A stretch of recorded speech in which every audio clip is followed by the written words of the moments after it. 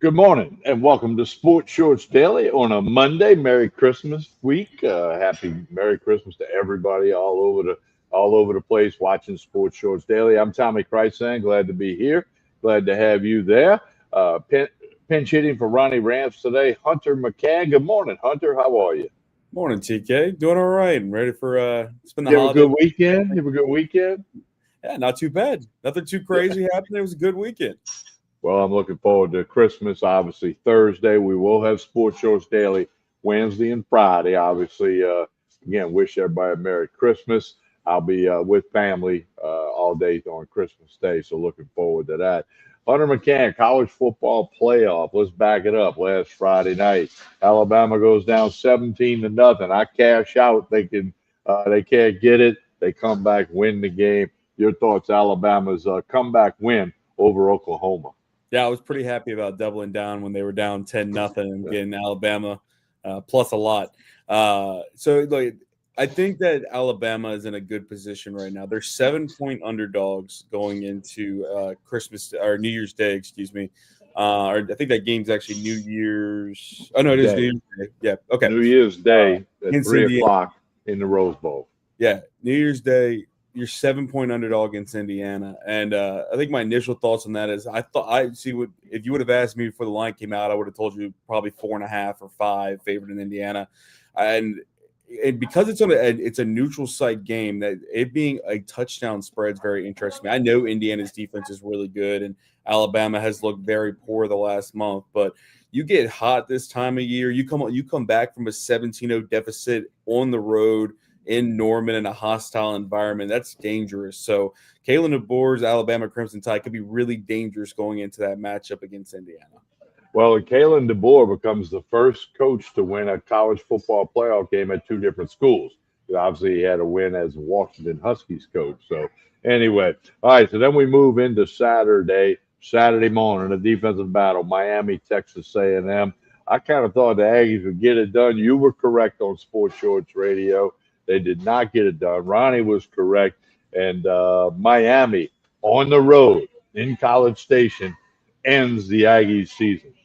That is just exactly how I wish it would have happened. But I think that a lot of people talked about how this game was boring or something, and I couldn't believe people talking like that. I don't understand the whole mantra of wanting high scoring, crazy shootouts all the time. That game was gritty as all can be. Like I think that game was if the Alabama Oklahoma game didn't exist. You toss out to say that obviously was the next best game, and it was. I mean, it was tight all the way through because of the fact they couldn't kick field goals. It was so windy, it was swirling and gusting the entire game. Like you had to like grind out these offenses to have any opportunity to win. And then obviously it was the defense of Miami that stepped up at the end to slam the door shut on A&M. Props to Miami and Carson Beck for not shutting themselves down when they had so many opportunities to really run away with that game. You talk about the punt return and the shoelace tackle. Miami could have scored there and eventually added on to the lead with that touchdown later in the game. They didn't quit, and you shut down a really good Texas A&M team in their own stadium. I think it's going to be a great matchup against Texas Tech in the second round. Or they have Miami will play Ohio Ohio State, State. and Yeah. that'll be New Year's Eve in the Cotton Bowl, 6:30 kick. You'll be able to still do your midnight thing, but and Ohio State's a 9.5 point favorite against Miami. Over and under is only 42.5. Yeah. A lot of defense in that game. Ohio State's defense good, Miami's defense good. They're built very Uh, similarly.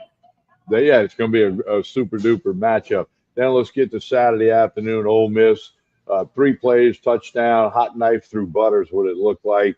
Tulane never had a chance, and the Rebels didn't miss a beat. No Lane Kiffin, obviously, but didn't miss a beat offensively, defensively. They covered. They were the dominant team. It's one of them. It looks like if Ole Miss and Tulane played 10 times, which they played twice this year, Yeah. basically the same final score. Ole Miss wins all 10, and they win going away.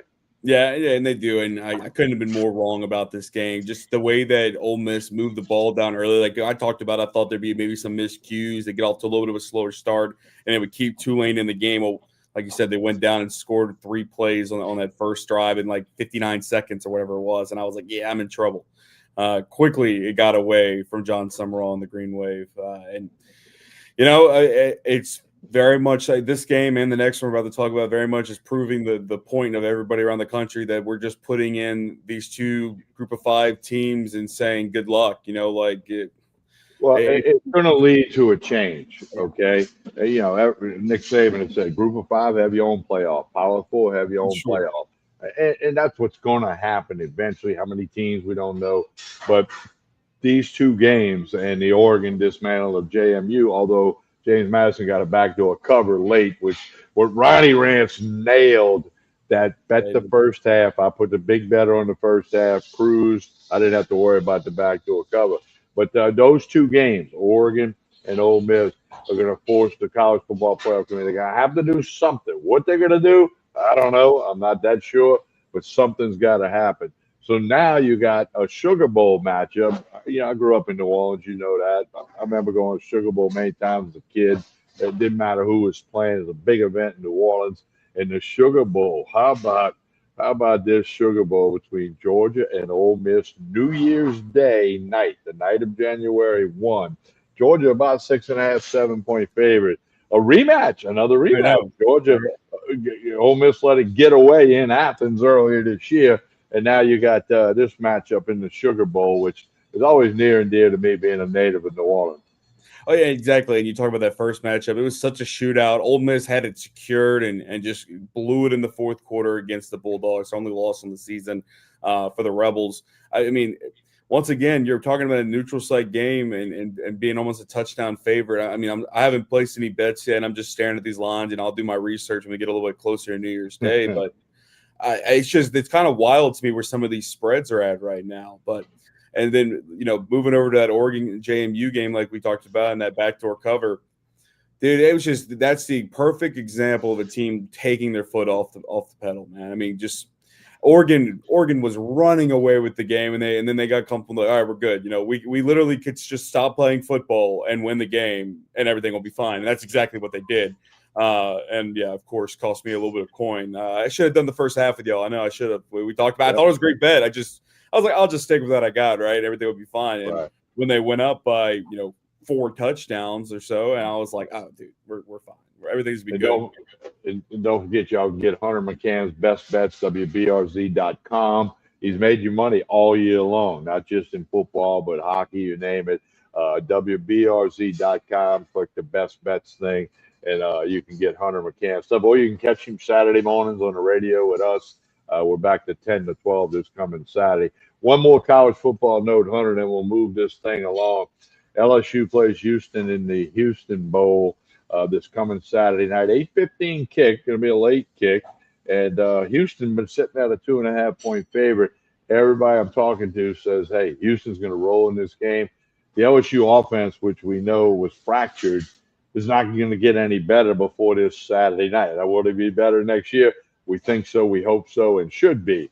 But LSU, I don't know what kind of chance they really got against Houston in the Houston Bowl, Texas Bowl. Texas Bowl, yeah. Like you said, 2.5-point favorite. We talked about it on Saturday. LSU's not getting any better. There's no way they're not putting any extra players on this team. They're exactly who they're going to be. If anything, they're taking players away from this team, especially on the defensive side of the ball. We're going to find out this week who exactly is going to be starting for the Tigers, who's going to opt out of the bowl. There's a couple names floating around, but we know already that Nussmeier won't play, so it'll be Van Buren under center probably. The Whit Weeks isn't going to play. Mansour Delane isn't going to play. Like, there's a bunch of key guys on defense that have really helped that defense be really locked down this year and keep that LSU offense even having a fighting chance that are not going to be playing. So, my initial thought here is probably if you're going to bet on it, take the Cougars. I mean, I just think Houston's going to be able to roll in this one against a defense that will be missing some key parts. Hunter McCann pinch hitting for Ronnie Rance. I'm Tommy Krysan, and again, I'm at the Court Street Cafe in Port Allen, breakfast, lunch, dinner. Court Street Cafe will be closed Christmas Day, but they'll be open Christmas Eve if you want to come get something to eat. Closed Christmas Day, regular hours the rest of the week. Court Street Cafe in Port Allen. Hunter stopped the presses. The New Orleans Saints have won 3 games in a row. Count them, 3 games in a row. I did not think we'd be saying that at any point this season. No, me neither. And it's been so much, a lot of people talking about the draft and losing the draft stock, and there's nothing you can do to control that. All I do is I just sit on the couch, and this season it was the same thing we talked about all the way back in August. If the Saints win, Saints lose, I don't really care. I knew they weren't going to win the Super Bowl this year, or even have a fighting chance for it. Probably, I just want to be entertained, dude. It is so much fun to watch Tyler Shuck. Every week, there's another reason for me to be like, dude, that he could be the future for this program. I love what I saw from him. He's just fitting balls to these tight windows consistently. It's not these one-off things, TK. Like he looks like a veteran quarterback, which he is 26 years old. So, maybe he is kind of a veteran quarterback in that sense. But he's looking great as a rookie. And if you put some more parts around him, I know they played the Jets yesterday. I get it. The Jets don't have an offense, but they just looked like a well-oiled machine. It looks like the guys are actually having fun playing for the New Orleans Saints. And look, Taysom Hill had that fumble early in the game, TK, and that might have been the last game we see him in the Superdome in the black and gold. His contract's up this year, and he's getting a little older in age and everything. You might have to cut bait from him. He had that fumble early, and also that fourth down stop when they tried to get him under center. And you just thought, man, he just isn't what he used to be. But then they got the punt return. They had the fake punt that really sparked everything. And then he consistently had a couple runs, and then of course capped off that game with that passing touchdown to Olave. So it was nice to see Taysom Hill come back to form a little bit, and what could have been our last appearance seeing him in the Superdome. Well, also Cam Jordan, what a day for him! Back-to-back sacks. I mean, the guy doesn't age. I hope he's back next year. Man. We don't know if he will. And as you said, no more. The Saints have 2 games left. They're both on the road. At the Titans, at the Buccaneers. So, and I'm just going to read in between the lines here. Cam Jordan had most, if not all, of his family at that game, and in the Superdome. Yeah. I personally think that's it, but Cam could surprise me. And I mean, he's the exception is this. He's one of the few players you're ever going to hear of anymore with 10 double-digit years in the league with the same team. Okay, yeah. So I don't think he plays anymore, but I think if he wants to be, he'll have a role with the Saints, whatever that might be. It could be anything from radio to player personnel to scouting to coaching. Who knows? I don't know anything about him, but. What a career for the Saints. His name will be up there in that Ring of Honor in the Superdome. Both no question. Both him and Taysom Hill, probably. Well, I think Jordan before Hill. Absolutely. There's no argument on that, but I think they both will up there. But anyway, so Saints will hit the road, play the Titans. They're a road favorite next week. I mean, we talking about the same team we were talking about in August. Hey, but anyway, the Chiefs. I know they're not the same team, obviously, but. Yeah, okay. So a lot of other stuff in the NFL. Cowboys officially eliminated from the playoffs until Jerry Jones either sells that team and then they hire football people in the front office, or Jerry Jones hires football people. It's going to be the same story each and every year. The Cowboys, and then around the NFL, more teams got eliminated, a few more have qualified. You got a triple header on Christmas Day in the NFL on TV. Yeah. And this weekend in particular, TK had some of the most wild finishes. You talk about that Thursday night game between Seattle and Los Angeles. The Drake May coming back last night against the Ravens, and how impressive he's looked. He's looked at an MVP caliber. That ending to the Bears Packers game. Sorry, I couldn't. And then the Steelers Lions game. I mean, there were so many games over the weekend that you feel like teams are completely out of it, and they prove that it truly isn't over until the clock has zeros all across the board. So, but like you said, that triple header on Christmas Day, it doesn't have as much juice as a lot of people thought it was going to have. The Broncos and Chiefs are the nightcap that night, and they're going to be without Patrick Mahomes. Chiefs are eliminated. Broncos have been rolling. The Lions and Vikings are almost playing for nothing. It seems like the Lions have less than a 15% chance now of making the playoffs. And then 2 teams that are eliminated from the playoffs, and the Cowboys and Commanders. So it's like, yay, it's going to be a good Christmas Day, but, there's not much juice to go on, with a lot of value that day. That's going to be the Christmas Day where the game is on, but nobody's really paying 100% attention to it. Hey, you look it up. Oh, okay, they scored, but you're visiting with family, you're visiting with friends, as opposed to if it was the Saints in a game that meant something. the party would stop and the volume would be up. And I believe this is the first year, because I think last year also had one on cable television. This is the first year that none of these games are on TV. The first two games Well, are I know on the Netflix, last one's Amazon Prime. and the first two are Netflix. Oh, really? Okay, I Yeah, don't know that I saw that or whatever, but that'd be interesting to how that plans out. Especially as you just pointed out, there's not a lot of juice in any of these how games. many people Okay, are really going to go searching for it? I don't know. yeah. Well, and then the other thing too. I mean, it's the NFL. Bad teams are still 53 NFL players with coaches getting paid a lot of money to prepare Sure. for the game. And so, I mean, the gap's not as big there as it is elsewhere. Speaking of gap, the Pelicans, I'm about to have to pull up anchor on my plan. I'm 11-18. I was 9-5 at one Yeah. time, so 2-13. And the Pelicans are favored by 1.5 tonight at home against Dallas, who's not a great team by any stretch.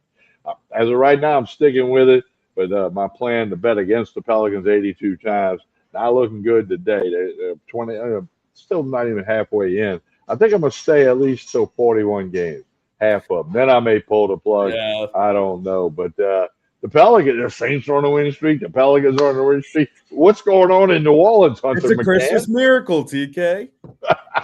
You got that right.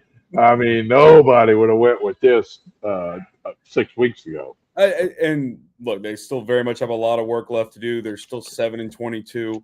If they really want to get back into the mix of things, it's going to take them winning more than just 4 or 5 or 6 games in a row. They're going to have to go on a real streak here soon. But it is enlightening to see that they have a lot of young talent that they could build around. Derek Queen has been fantastic. Jeremiah Fear has been fantastic. Zion coming off the bench has been interesting, but even them managing his workload, he's been pretty efficient when he has come into the game. It once again seems like a team in New Orleans is having fun playing again in the city of New Orleans, so that could be a little bit dangerous. But as they start playing more competitive, they've only played a few real true competitive games against competitive teams. Tonight, like you said, they play against the Mavericks, who have had a really rough season. They're 11-18 or so to start the season. And you need to take advantage when you are the superior team. And in this case, they're a much hotter team than the Mavericks. So go get the job done tonight and continue the win streak.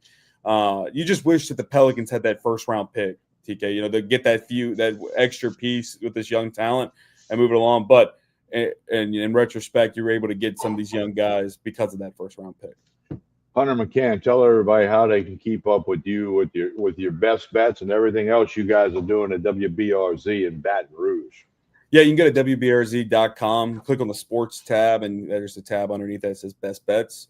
Get all my picks every single week. I post usually on Fridays. In this case, because we'll have some action on Christmas Day, I'll post on Christmas Eve and update everything for the weekend, of course. You get all my best bets in NFL, college football, NBA, NHL. We'll start college basketball here at some point. I'm waiting till we get into some conference matchups. It's been some fluky stuff here early, and I've been busy, so I hadn't really locked into the college basketball betting scheme yet, but we'll get there eventually. But once again, WBRZ.com, sports tab, best bets. You get all my picks every single week. Also, let's do this little hiccup with you on X. Give people your new X address. We're not going to bore them with the story. I'm aware of it. You and I have talked about it for weeks, but there's a new way to follow Hunter McCann on X, and you really need to do it. I'm telling y'all. So, Hunter, give that out now for people. Yeah, I got a new X account right now, working on rebuilding it up. You can follow me at Hunter MC99. That's Hunter, M as in Michael, C as in Carlos 99. Over on X right now, trying to rebuild everything. Got less than I think a dozen followers right now, so you can be one of my new followers and get me back to where I was of over nearly 2,000 followers on X. Yeah, y'all get that back going for Hunter. Now, okay, one more thing I will remind you: Court Street Cafe closed Christmas Day, but Christmas Eve, breakfast, lunch, dinner. Jason and the staff do a super job here. The Saturday night steak night, they get their steaks from Tremonti's Meat and Seafood. Sunday, they got the brunch. All of that not affected by Christmas, New Year's. But Court Street Cafe in Port Allen closed Christmas Day, regular hours the rest of the week. Hit them up on Facebook and Instagram. And also, Hunter, we will have more Sports Shorts Daily. Wednesday and Friday, Ronnie Rance will be back on camera. He would appreciate you pinch hitting today. Ronnie's back Wednesday and Friday. We're still going to do some sports shows daily. Plenty to talk about, from LSU to the Saints to the Pelicans to the playoffs, you name it. And don't forget LSU basketball, Hunter. Final thing, LSU basketball, the men host Prairie View tonight. Yep. Should win that one. Women don't play till next Sunday when they host Alabama State. They're 13-0. They'll be 14-0 after that game. But it's something you just referenced when you're going to start giving out best bets for college basketball. Conference play is not that far away. Yeah, we're almost there, and we'll really be able to figure out who both these teams are. When the men's team specifically has looked really good. Only, like you said, only lost one game so far, and they, in my eye, they passed the eye test even more so than last year. I thought they'd do better in conference play last year than they did. I think that they have a better team than they did last year, so it should be interesting. Hopefully, they're going to be able to compete this year and maybe make the tournament. We'll see how it goes. But they got a lot of young talent on that team as well that can make an impact. All right, Hunter McCann, appreciate you pinch hitting for Ronnie. Hunter will be on radio Saturday morning. We're back to 10 to 12. Baton Rouge, Lafayette, Lake Charles on the radio. Hit him up on X. Hit him up on WBRZ.com. Hunter, thank you so much for being here today. Merry Christmas to you and the family. We'll talk soon. Have a Merry Christmas, everybody.